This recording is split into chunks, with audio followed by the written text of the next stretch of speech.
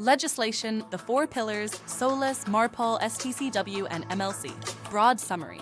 This chapter explains why maritime legislation is a central part of modern ship management. Its main argument is that a ship manager does not need to memorize every maritime rule, because legislation changes constantly. Instead, the manager must know where to find the applicable rules, how to interpret them, how to apply them to the correct ship type, and how to confirm the requirements of the flag state, class society, port state, and relevant industry bodies. Ignorance of the law is not a defense, especially in ship management, where safety, pollution prevention, crew certification, and seafarer welfare are all regulated. The chapter begins by linking legislation to the ISM code. Under the ISM framework, the company must ensure that personnel involved in the safety management system understand relevant rules, regulations, codes, and guidelines. This means legislation is not only a legal department issue, it is part of daily operational safety management. A company must comply with mandatory rules and also take account of IMO guidance, flag state requirements, classification society rules, and industry standards. Structure of maritime legislation. The chapter presents UNCLOS as the foundation of international maritime law. UNCLOS defines maritime zones, coastal state jurisdiction, and important principles such as the nationality of ships. The example given is Article 91, which states that every state determines the conditions for granting nationality to ships, and that there must be a genuine link between the ship and the flag state. For ship managers, this connects directly to flag registration, certification, inspections, and national implementation of international rules. The IMO is then described as the United Nations agency responsible for maritime matters. Its committees and subcommittees develop international maritime legislation and technical standards. However, IMO instruments become practically enforceable through implementation by member states. Therefore, a ship manager must not assume that a convention automatically applies in the same way everywhere. The manager must check what the ship's flag state has adopted and how it has incorporated the convention into national law. The chapter also mentions the World Maritime University and the International Maritime Law Institute, both established by the IMO to support maritime education, research, and legal expertise. SOLAS, Safety of Life at Sea. SOLAS is presented as one of the most important conventions for ship safety and life-saving standards. The chapter stresses that SOLAS cannot be used alone. It must be read together with IMO resolutions, MSC and MEPC circulars, and the many codes that SOLAS makes mandatory by reference. A key example is the ISPS code. By itself, it is not mandatory, but because SOLAS Chapter 1.2 links to it, it becomes mandatory for SOLAS ships.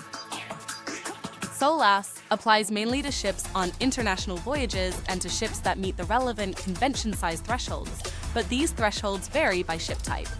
For example, the chapter notes that bulk carriers are treated differently from passenger ships. This means a ship manager must always check the exact application provision rather than assuming one general rule applies to all vessels. The SOLAS contents cover a wide range of safety areas: general provisions, construction, fire protection, life-saving appliances, radios, communications, navigation safety, cargo carriage, dangerous goods, nuclear ships, safe management, high-speed craft, maritime security, and bulk carrier safety. The chapter highlights SOLAS Chapter 1, Regulation 11, which requires the ship and its equipment to be maintained after survey. No change may be made to surveyed structures, machinery, or equipment without approval from the administration. Accidents or defects affecting safety must be reported promptly. This is important for ship managers because certification is not only achieved during survey, it must be continuously maintained through proper technical control and communication between the office, superintendent, master, flag state, and recognized organization. MARPOL, Pollution Prevention. MARPOL is described as the main convention for preventing pollution from ships. The chapter makes an important distinction. MARPOL is about pollution prevention, not general environmental management. It is a complex convention because it contains many cross-references, annexes, protocols, and interpretations. For a ship manager, the first practical step is to identify which MARPOL annex applies to the situation. The annexes cover MARPOL Annex Main Subject, Annex I Oil Pollution, Annex 2 Noxious Liquid Substances in Bulk, Annex 3 Harmful Substances in Packaged Form, Annex 4 Sewage Pollution, Annex V Garbage Pollution, Annex 6 Air Pollution from Ships. The chapter also explains that the IMDG code is a special example because it needs both SOLAS and MARPOL to become mandatory. SOLAS covers the safety side of dangerous goods, while MARPOL covers the pollution prevention side. A major practical focus in the MARPOL section is documentation.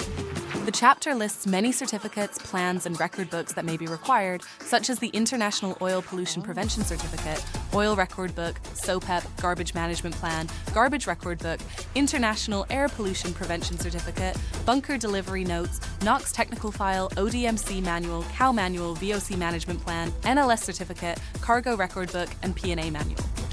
The message is that MARPOL compliance depends heavily on proper records, onboard procedures, and objective evidence. The chapter also reminds ship managers that national rules may add further requirements, such as the United States Oil Pollution Act, 1990. STCW Training, Certification, and Watchkeeping. STCW is described as one of the cornerstones of maritime legislation because it sets the minimum international standards for seafarer training, certification, and watchkeeping. The STCW code is divided into Part A, which contains mandatory standards, and Part B, which contains recommended guidance. The chapter explains that certified crew are not enough by themselves. The crew must also be properly matched to the ship's type, operation, and safe manning requirements. The ship must hold a minimum safe manning document issued by the Flag Administration, and the company must ensure that the ship is manned in accordance with SOLAS Chapter 5, Regulation 14. The chapter also lists additional documentation and checks that seafarers may need: valid medical certificates, eyesight and color vision tests for deck officers, discharge books, sea service testimonials, certificates of equivalency, vaccination certificates, passports or equivalent travel documents, and sometimes dental certificates. The original certificates and endorsements should be on board, and they should remain valid for the contract period, preferably with at least 6 months validity from joining. A key management issue is the use of manning agencies. The chapter warns that outsourcing recruitment can weaken direct company control. Therefore, the master must check that every joining crew member has a complete and valid set of certificates. The chapter also connects STCW to ship security. STCW Code A65 concerns Ship Security Officer certification, while AFEX 6 concerns security-related training for all seafarers. These requirements should be understood together with the ISPS Code and IMO model courses. Finally, STCW is linked to fatigue management. STCW rules on fitness for duty overlap with MLC rules on hours of work and rest. The chapter argues that fatigue cannot be controlled only by paperwork. It depends on having the correct manning level and spreading the workload realistically. MLC 2006 Maritime Labor Convention. The Maritime Labor Convention 2006 is presented as a major change in the way the maritime industry treats seafarers. The chapter describes it as a kind of seafarer's Bill of Rights. It changes the relationship between ship owners, manning agents, and crew by placing stronger emphasis on employment conditions, welfare, accommodation, food, medical care, repatriation, and social protection. The chapter warns that MLC must not be treated as just another certificate or paperwork exercise. Its purpose is to improve the real working and living conditions of seafarers. Good companies may only need moderate adjustments, but companies that neglect crew welfare may find compliance very difficult. The MLC guidelines cover certification, enforcement, seafarers' rights, minimum age, medical certification, training and qualifications, recruitment and placement, employment agreements, wages, work and rest hours, leave, repatriation, manning levels, accommodation, recreational facilities, food catering, medical care, shipowner liability, accident prevention, shore welfare, and social security. The chapter also explains that MLC overlaps with other conventions. For example, hours of work and rest must be considered under both MLC and STCW, while port state control issues must be considered together with UNCLOS and IMO guidance. The key point is that there must be no contradiction between conventions. MLC and port state control. The chapter lists potential MLC-related deficiencies that may lead to detention during port state control inspections. These include having seafarers under the minimum age, under 18 seafarers doing dangerous work, insufficient manning, violations of fundamental employment rights, discriminatory accommodation, repeated lack of valid medical certificates, missing or unacceptable seafarers' employment agreements, repeated rest hour violations, poor ventilation or heating, unhygienic accommodation or catering facilities, unsuitable food or drinking water, missing medical equipment, no qualified person in charge of medical care, and repeated non-payment of wages. The list is not presented as absolute, but as a practical warning for ship managers. The office and the vessel must communicate before PSC inspections and ensure that the ship can provide evidence of compliance. MLC certification process. The chapter gives an MLC certification sequence. First, the ship owner requests MLC certification from the flag state. The flag state supplies DMLC Part 1, which states the national requirements. The company then completes DMLC Part 2, explaining how the ship owner will meet those requirements. The completed DMLC Part 2 is submitted to the flag state for approval. If satisfactory, the ship undergoes an initial MLC inspection. If the inspection is satisfactory, the DMLC is approved and the Maritime Labor Certificate is issued. The chapter stresses that achieving certification is only the first cycle. Maintaining certification may be more difficult than obtaining it, because the company must continuously demonstrate compliance through records, inspections, audits, and crew welfare practices. MLC certification is checked through auditing, while PSC inspectors may also inspect the ship for compliance. Overall, message of the chapter.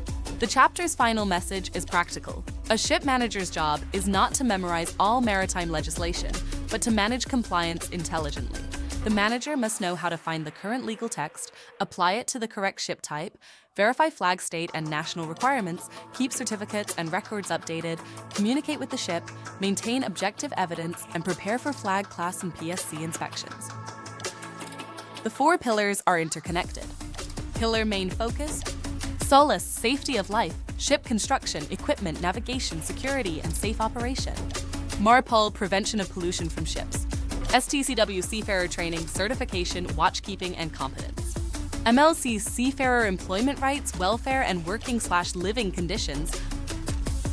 In short, good ship management requires treating safety, pollution prevention, crew competence, and seafarer welfare as one integrated management system, not as separate paperwork files.